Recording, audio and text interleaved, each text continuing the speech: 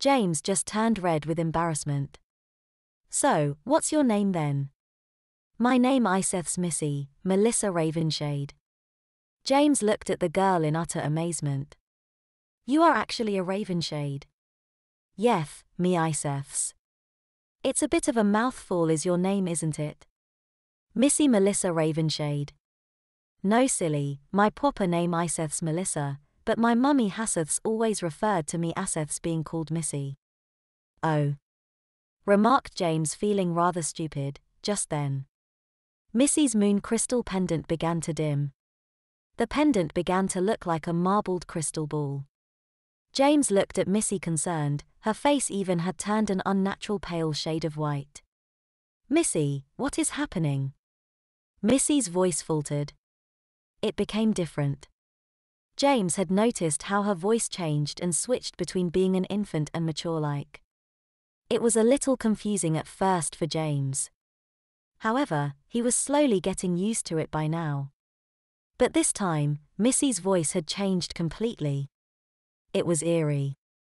James felt a cold chill come all over him as Missy spoke, as though she was possessed.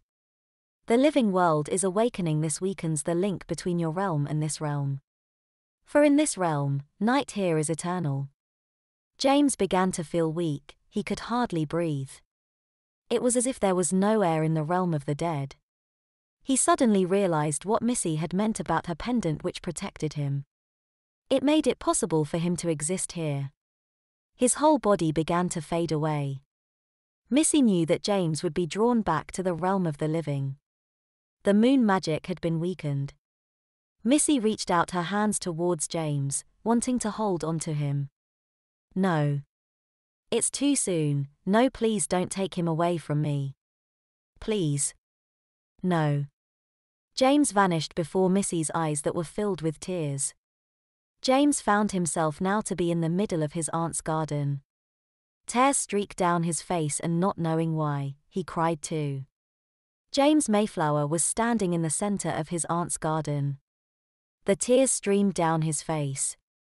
Soon he walked back towards his aunt's house, and quietly returned up into his bedroom.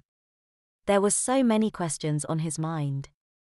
Such as, just how old and ancient was this moon magic? Why did it become dormant? Why had Missy, Melissa Ravenshade reawoken it? At first James could not get back to sleep. It was the early hours of the morning. The sky was still dark.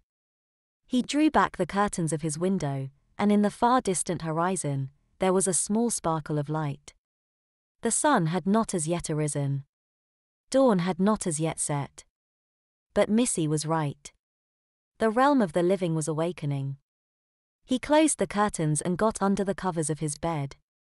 Soon he fell off to sleep, and his mind drifted off into a dream state.